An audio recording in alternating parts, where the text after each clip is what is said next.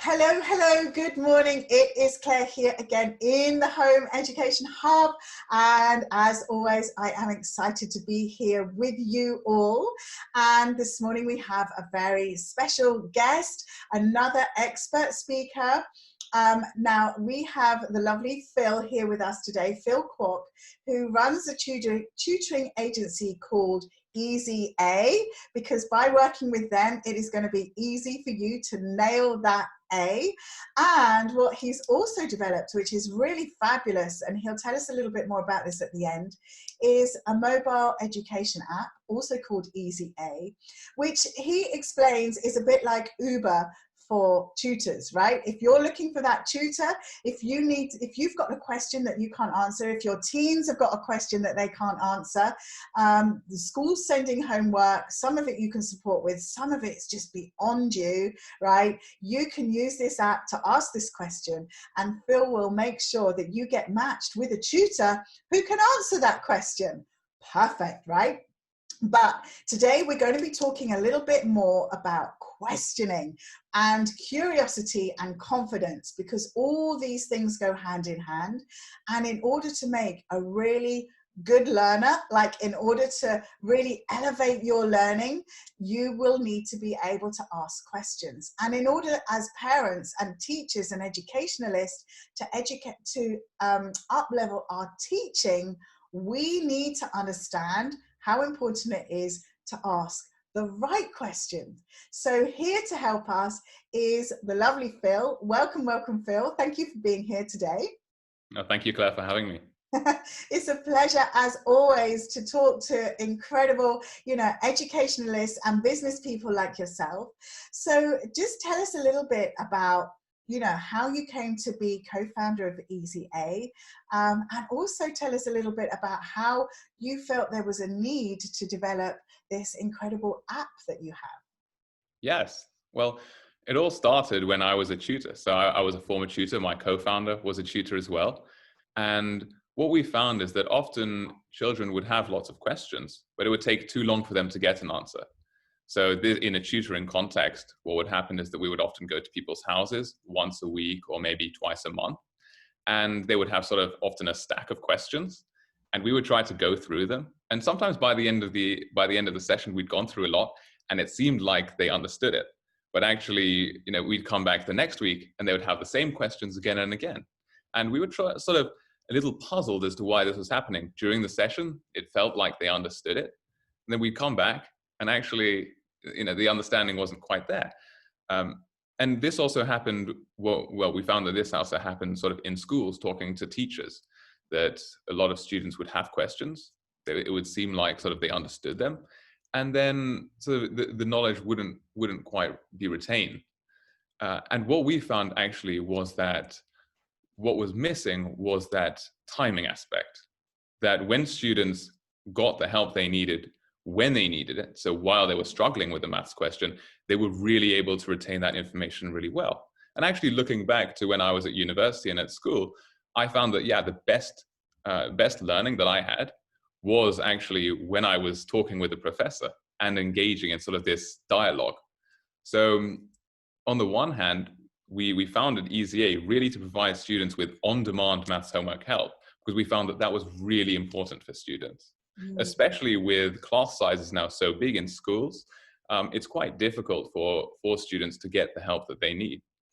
And we also developed it in such a way that it's on demand. So parents don't need to worry about scheduling any sessions.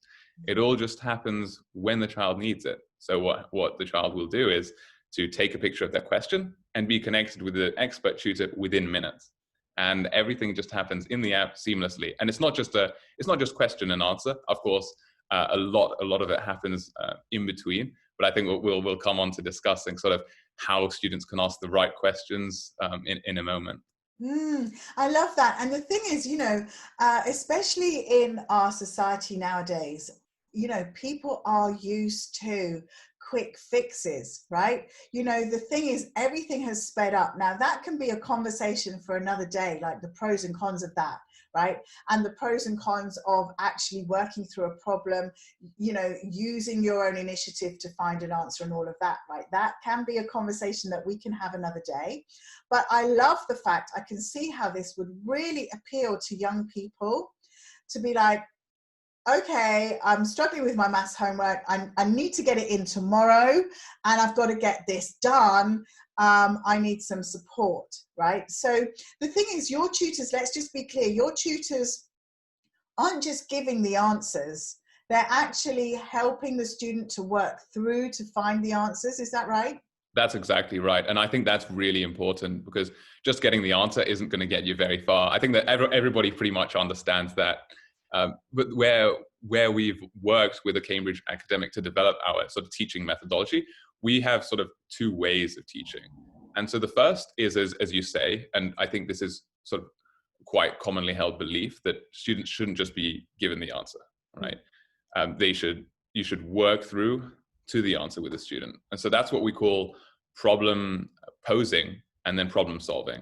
Mm-hmm. So what happens is you will pose a problem, right? And you will try to frame it in the right context with the student, ascertain what they're struggling with. You know, have you done circle theorems before? Have you done this sort of simultaneous equation before?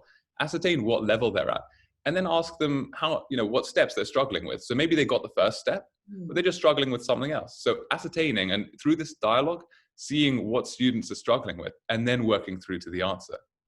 At the same time, what was identified by Brown and Walter in their sort of seminal work on the art of problem posing is that there's also another way that you can do it.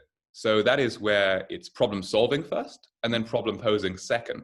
So this is something that a lot of people sort of don't necessarily talk about when they talk about learning. And it's actually sort of the idea of giving an answer first and then working back from it, almost like reverse engineering. And we found that this works really well if the student is sort of completely stuck, right? You can say to a tutor, don't give the student an answer ever. I love doing that. I often do that, like especially with online learning, sometimes when you're doing a PowerPoint or something like that, you might have a slide which has actually got the answer already on it. And I said, that's fine. Like, it's fine for you to see what the answer is, but you've got to tell me how you would get that answer. Precisely. I think it's really important that both steps are there and available in the teaching method. Because if you just have a blanket rule, never give the answer, it can be really frustrating for both sides. Yes. So what do you do then? Because obviously, you know that there are many different kinds of learners, you know, your auditory learner, your kinesthetic learner, your visual learner. So by getting this on-demand tutoring, you know, the tutor hasn't necessarily got that time to build up a relationship with their learner. They literally just met, right? It's like, here's my problem with my simultaneous equation, and here's the maths tutor who's going to help work me through it. So how do they work out very quickly sort of where to meet the student where they're at, and to communicate them in such a way that that particular student will understand? Because everybody is, you know, unique. Obviously, we've got some strategies as teachers, as educationalists, and as tutors, which we can draw on, but then we have to tweak that for the individual, right? So how's that going to work with this app? Because this is quite ingenious what you're talking about. Yeah, it's definitely something that that is interesting, and it's an interesting issue because, as you say, it's a different dynamic when you're connected to the tutor on demand. And what we've actually done is exactly as you say, try to cater to different types of learners. So what we have is that if a student wants to learn in a visual way, they have a quick prompt which can say, "Give me a diagram," right? So the tutor will then immediately say, okay, I'll give you a diagram. He knows that that's what the student needs. And he can open a virtual whiteboard and just draw it out. Wow, that's amazing. Obviously, auditory, they're listening to each other anyway. And then, you know, our kinesthetic learners, I do feel generally are going to be having a problem at the moment because we have to be so sedentary to see each other on the screen. Like, you know, you might be able to walk and talk as you're doing the lesson, but then it's very difficult to write things down. So I think our kinesthetic learners are probably struggling a little bit with this whole lockdown. Not that they can get up and wander around the classroom, but potentially in some classrooms and schools, they probably could actually. In fact, especially for boys, there's a lot of studies being done on actually doing lessons standing up and leaning against the wall or sitting in a comfortable place. but certainly when we're attached to our computers in the sense that they have to be plugged in and in a Wi-Fi area that works, and you've got to be focusing on your screen like that, that can be quite tricky. So how long are your lessons, in the sense that, is the tutor just literally with them for 10 minutes, they've got it and gone? Or if it takes a bit longer, have they got up to an hour? Like, how does that work? Is there some follow-up and some feedback to say, let me check in with you tomorrow to see if you really have got it? How have you managed that? Yeah, the way that it works is that we don't want learning to be limited by any sort of fixed duration. So we don't put hard limits and say, yeah, you need to answer the question, or you need to get the session done in 30 minutes. I think that's sort of a recipe for creating a lot of frustration on both sides, both on the tutor and the student. You know, what if the question's just really hard and the student's not getting it? You can't just cut it off and say 30 minutes is the max. What we found is that actually the average session takes between 30 and 40 minutes. So they're not really short sessions, because it's not just an answer solving service. As you say, we need to assess what level the student's at. So that might take a couple of minutes already at the beginning, just seeing, okay, what are you struggling with? Which steps have you already done?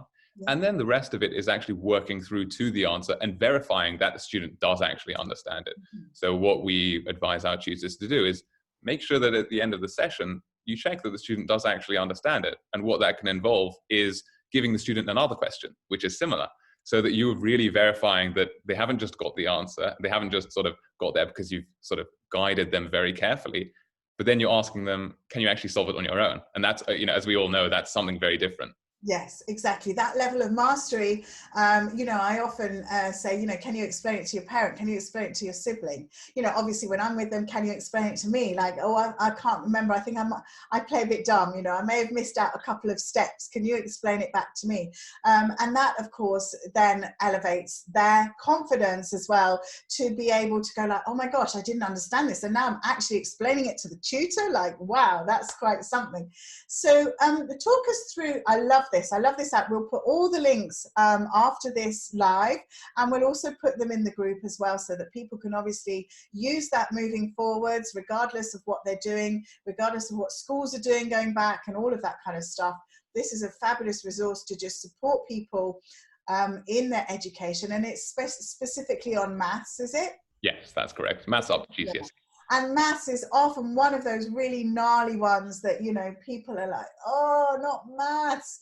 So, you know, this is really a fabulous service. So let's think a little bit about how can parents and tutors, and when the people go back to school, how can the teachers, how can they really ask questions that are going to elevate learning? Well, I think it's really a really crucial point, and it comes on both sides, both from the educator and from the person who's learning. So what's important is that, first of all, the environment is sort of, it's felt in a relaxed way. There's not that sort of, I think cold calling a lot of students really hate. So it should be sort of a voluntary experience. The teacher should draw on the class, but at the same time, what we've seen is that in classrooms, a lot of students are actually too afraid to ask questions. So even if they do draw on the class and say, does anybody sort of have any questions? Most of the time, people are not going to put up their hand. And in terms of the student side, what we do say is that actually people should ask the right questions, because there's a difference in the type of question that you can ask. There are two types of questions, roughly, what we've seen. Is that, and actually a study showed this, is that they took two groups, and one group were given a detailed question. So that what a detailed question means is it's sort of a recall of fact. And another group were given a question which is called a conceptual question, which requires drawing together different pieces of information. And both groups were given the same set of information to look at. So I think in the study, it was not particularly related to maths, but it was to do with Antarctica. Mm-hmm. And what they found is that actually the group that was conceptual questions, so not just fact, but something like, why is it impossible to draw a map of the crevasses in Antarctica? Mm-hmm. That those questions actually facilitated much better retention. Wow. So it's I guess it's about making the student think, asking questions that that don't just require reading something out in a single sentence, but actually require you to think about, okay, how am I actually going to answer this question? And I think that that is actually the big discrepancy, certainly that I've seen with the maths papers, but actually with lots of exam papers, is that in the lesson, teachers are asking, you know, in order to keep up the pace, in order to keep up the engagement, in order to cope with the large class sizes, in order to cope with the differentiated abilities, teachers haven't necessarily got the time to dig into conceptual questions. And so to get that immediate feedback so that you can move on, you have to ask these more closed questions. You have to ask the more factual questions. Right, what did I say the capital of, you know, Antarctica was, or whatever? Boom, yes, let's move on. What's this? What's that? What's that? And actually then when they come to the exams are generally, certainly halfway through and towards the harder questions at the end, conceptual questions. And children aren't used to thinking like that. It's our critical thinking skills which need to be developed more. And because those other kinds of questions can be found on Google. Yeah. Right? Teachers don't need to really be teaching that. You don't need to teach the capital of this or how many of that. People can ask that on Google and find the answers, but teaching that critical thinking, teaching, drawing on knowledge from different areas to answer the question. So even if you've got a geography question, you might draw on some historical knowledge. Even if you've got an economics question, you could draw on some religious knowledge, right?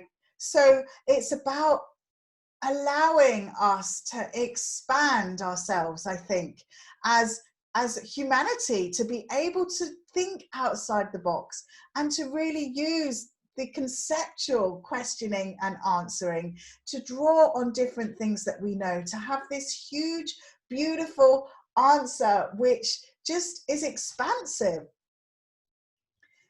Yeah. So I think that there's a lot of work to do there as educators to flip that kind of questioning. But what would you say? I mean, I know if you ever ask anybody at the end of a lesson, has anyone got any questions? No, they're looking at their clock, they're looking at their watch, they're looking at their phone, they're ready to run out the classroom, right? Like no one's going to ask questions at the end of the lesson. And actually as a teacher, you don't really want them to either, because you want to go and get your coffee, right? So, you know, let's be honest and real about that. But are there other times where it's good to ask questions? Or what about the fear of being seen as wrong? You talked a little bit about the environment and about that rabbit in headlights, right? That it should be a voluntary experience. So how can we create that even in our homes now? And even if we've got children of different ages, is there a way that older children could ask questions of younger children, or younger children who are always asking questions could ask questions to the older children so that they can have this more conceptual dialogue? Yeah, that's really interesting because, as you say, this top-down approach can often be quite intimidating. So peer learning is actually really important. Yes. You might feel more of an affinity with, you know, your brother or sister who's 2 years older than you, who's done something.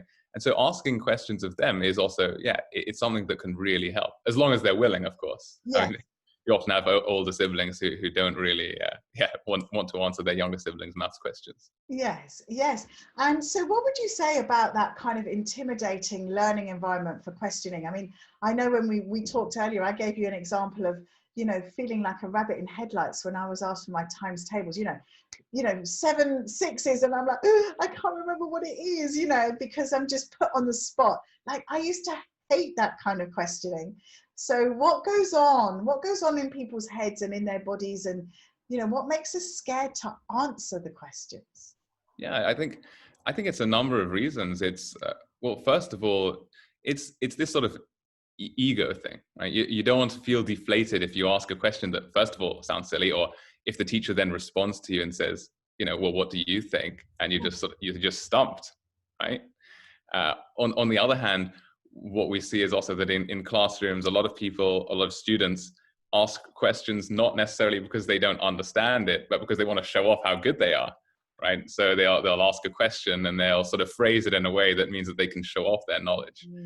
And that's, you know, that is sort of, I guess, a tricky problem, because you don't want to discourage people showing off how good they are, or being proud that that they excel in a subject. But at the same time, you've got to think about the other people in the class who don't necessarily, who aren't necessarily able to ask those questions. And of course, the whole dynamic has changed now with people being at home, because I know in a classroom, you know, you often have your confident ones, you know, that always put their hand up, right? And so you're like, oh, okay. So you try and draw it out of the other ones who are least confident. But of course, at home, the ones with the big ego haven't got the ones to show off to.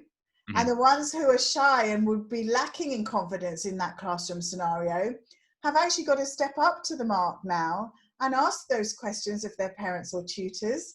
And they haven't got somebody else that they can rely on who's putting their hand up instead. So this is a bit of a leveler, isn't it, in that respect? So how can we instill or draw out that curiosity, perhaps, in the children who are maybe more introverted, in the children who perhaps are less confident? How can we give them permission to ask questions? Well, yeah, I think that is actually probably the way to go. Well, as you just said at the end, give permission to ask questions, not necessarily this direct questioning. And it almost, you know, comes back to on the idea of unschooling, right? It's something that I've been looking at recently, and I actually think it's quite important that we don't just ask people a set number of questions, say, you know, do questions 1 to 5, that we actually encourage students to ask those questions themselves. And that can come through a number of ways. It can either be through sort of games, so I guess game schooling, or also just letting students sort of have a little bit of break. And what parents will often find is that students just start asking questions. Sort of, maybe they pick up a book again and say, why is this the case? And it's about sort of, I guess, giving people a break from this traditional system and letting them rediscover their love of learning. I love that. I love that. And I talk about that a lot in the group. You've probably seen, Phil, like, I feel that actually intrinsically, like for the very survival of humanity, right? We are born with curiosity, right? We are born with knowing how to ask questions, and we're born with this innate learning. And I think that what's happened is that, and this certainly happened for my son, that he was so kind of systemized for so many years that by the time we got home and we've had this whole homeschooling, like, actually give them space to take the foot off the pedal a little bit. And then that intrinsic curiosity, that intrinsic love of learning will come through. And that's when we can really, like you say, meet our children and our young people where they're at, on demand. What is it that you want to find out about now, today? Yeah. Right?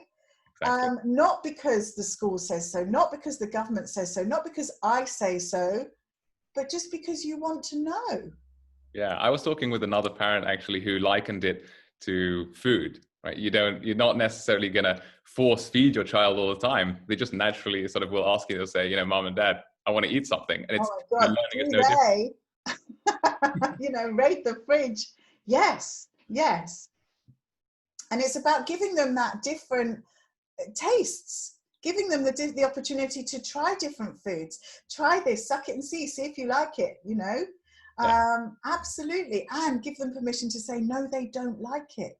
Yeah, that's actually really important as well. That's crucial. Yeah. So what would you say then to the parents at the moment who are maybe, you know, I know that the kind of mood that I'm sensing is that the work that's being sent home from school now is getting a bit boring. It's all getting a bit laborious. You know, the kind of creativity side, parents are running out of ideas, understandably. This has been going on for longer than 6 weeks, and kind of with our programming, certainly for children and parents who've been at school before, the kind of the 6 weeks is the cutoff, and it's like, oh, we're into week 7 and 8. Like, this is now quite hard. We're used to doing 6 weeks. So how can we keep that momentum going with the curiosity, with the learning, with the questioning to get us into the next few weeks? Yeah, I think it's a particularly tough problem, especially because we do have this curriculum in schools. And so if the teacher sets homework, it's often that we just have to do it. And so if you don't do it, then I guess you'll get a bad grade.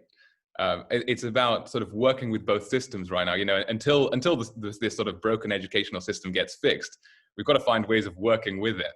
And Yeah. so that might involve just maybe um, putting the homework on hold for a bit. You know, if it's not during the next day, just, you know, take a bit of a break and rediscover different areas. So maybe if you're doing a particular topic, right, if you're doing algebra, you don't necessarily need to do the same worksheets, but maybe look at sort of algebra in a practical context. Look at how you would actually use it in the real world, and go out and, you know, have some sort of field experiment. Mm. And through doing that, maybe your child will actually understand the relevance of the subject, whilst at the same time sort of working within the system that we're in. I love that. It's kind of like exactly that. It's having kind of foot in both camps at the moment, isn't it? You know, our old systems are breaking down, you know, not just education, but, you know, financial, government, everything, right? And so we're kind of balancing one foot in the old way and sort of popping our toe, feeling the water in the new way, and kind of flexing and stretching our muscles and thinking, oh, how does this feel for me? Like, what would I like moving forwards? I love that. So I think you're right. It is about kind of playing the old game, but it's about having that open-minded, that curiosity and that questioning in a wider sense of, you know, what would I love for my future? What would Yeah, I love for that to look like, right? yeah, exactly. And I think it's also important that, yeah, children are allowed to discover what they like. Again, we're sort of victims of the system here, in that we have to take a certain number of subjects, even if we absolutely hate them. And I guess there's something to be said for just sort of allowing people the opportunity to experience it. But maybe, you know, the problem is that right now the curriculum means you have to study it for the whole year, and maybe, you know, at that point in time you're just not ready for it, or you're not liking the subject for whatever reason that may be, and then you're sort of stuck with this sort of hatred of the subject, whereas maybe you just needed it, you know, in a year's time, and then it would have sort of sunk in, and actually you feel, oh yeah, it clicks. Yes, yes, and it becomes more relevant, doesn't it? Yeah, Yeah, exactly. absolutely. So what would you say to, like, I'm really interested to know, how would you like our new education system to be? Like, how would you like a new curriculum to look? If we could just wave a magic wand and it's done, right? Like, what would serve our young people coming through the education system now best? Well, I think that we sort of touched on, I guess, the seed of what my, you know, perfect educational system would be like, just towards the beginning. And I think what the purpose of education should be is to teach people how to learn, Hmm. not necessarily teach them the rote learning of facts. No. It's the teaching of the mind to think rather than the learning of facts. Mm. This is something which is really important. It's, you know, I'm pretty sure that most people have already forgotten most of what they learned at school, and the few things that they do still use are probably not, you know, they're not facts. They're actually sort of, how do I think critically about something, and how do I learn new concepts very soon? Because in today's world, things are changing so quickly with new technologies, with new discoveries.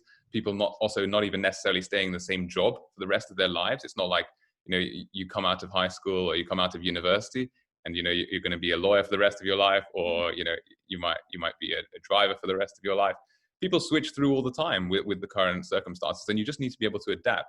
So yeah, I guess in my system, it would be sort of learning through curiosity, but also, by allowing children to be in the driver's seats, they learn how to learn.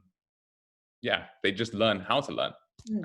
Yeah, absolutely. And you know, the thing is as well, you know, like Aldous Huxley, A Brave New World, as adults, we don't know what world we're really preparing our children for.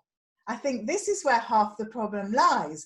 We're using using these old Victorian Mhm. values, which did perhaps potentially prepare our great grandparents well for the world that they were moving into. And to a degree, depending on our age, maybe prepared our parents well as well. But actually, what our children are moving into looks nothing like the same world. And as you say, even half those jobs, you know, artificial intelligence is going to potentially be doing a much better job than most of us humans in some sectors. So it is going to be about adapting and adapting quickly and learning things quickly. And actually this pandemic has perhaps shown us that, how quickly we have had to maybe pivot our businesses. We've had to learn things like Zoom, you know, even for grandparents and 5-year-olds, right? It's not just for business people anymore, not just for coaching anymore. Everybody's doing it to just do quiz nights on, for example. So we've had to adapt, we've had to learn things quickly, we've had to keep up with technology. And I think you're absolutely right. It's teaching the mind to think, or is it just remembering how to think critically, right? Yeah, I think, I don't know, to be honest, personally, I'd sort of veer a little bit away from this remembering, because I think with remembering, we almost, that's associated with sort of facts. Yes. I would almost, if I were a teacher, I know that sort of in the sort of Socratic field, you often talk about being a midwife to people's ideas. Sort of, Yes. you're bringing them to birth rather than sort of parachuting them in. Yes, birthing the idea. Yes, absolutely. I love that. And I mean, I love all those things like Socrates and, you know, all those old philosophies. And I think that that would be something, I feel like our teenagers, I've always thought it would be amazing to have this kind of philosophy club for teenagers where they can just band around these ideas and these philosophies and kind of slot them in to this modern day living and say, well, actually, how does that show up for me in this day and age, you know? So like you say, it's that critical thinking and that curiosity and those conversations. So what could parents and educators and tutors practically do moving forwards? Have you got some top tips or some examples of these more open-ended questions that we could start to just use in our everyday vocabulary? Yeah, I think that what's important is, well, not necessarily saying, you know, tell me the answer in that sort of questioning. I guess that's a question, but it's more of sort of a command, right? It's sort of, tell me the answer to this, or give me the answer to question 5. Right. It's more asking sort of, open questions or conceptual questions. What would you do if you were to solve this, and how would you go about it? Because then you're not asking for a specific solution. You know, there are many different ways of reaching the same route, and I think we need to encourage students to do that, so that rather than saying, actually, how do you solve, sort of, what's the answer to this simultaneous equation, you say, how could you solve this simultaneous equation? What are you going to do? And they may experiment with their own methods, and it's actually really effective for learning, for you to sort of to birth this idea in the child's mind, because if they come to the solution themselves, they're going to remember it forever. Yes, I love that. I love that. And this is why I think children are our best teachers, right? I'm always blown away with the amount of creativity and imagination and the different ways, you know, even with non-creative subjects, like even in science and maths, as you say, the different pathways to get to that answer.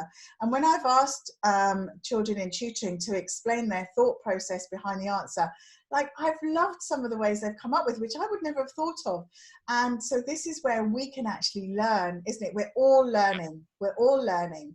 Exactly. I mean, but it's definitely difficult for teachers, actually, for this to happen, because it means that you're actually having to learn from the students as well and understand how they're getting there. I think, if you're saying that there's only one way to do it and it's your way, it's very easy for you, but it's not the best way for students to learn. No, it's not. I love that. Listen, thank you so much for your time this morning, Phil. So if people want to get hold of the app, or if they'd like to, you know, use your tutoring services either now or after lockdown, or if they just want to connect with you to carry on this conversation about curiosity and questioning, how can people get hold of you? Well, you can visit our website at www.easya.io. Our app is available on the Apple App Store and Android Google Play Store. But also we do have a Facebook page that you can go and visit. And I'll be in the comments to this video and just to answer any questions that you have. Amazing, amazing. So if people tag you, anybody who's watching on catch up, just pop hashtag replay, you know, tag Phil, tag myself. Phil's also going to be in our unit of specialists, so you can find him in there. And also got a unit of education businesses, so we will pop his tutoring agency in there as well. So amazing. Thank you so much for all your time and for your beautiful energy and your enthusiasm around learning. I love it. And hopefully we will see you in the hub again soon.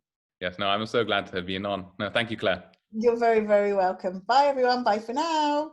Bye-bye.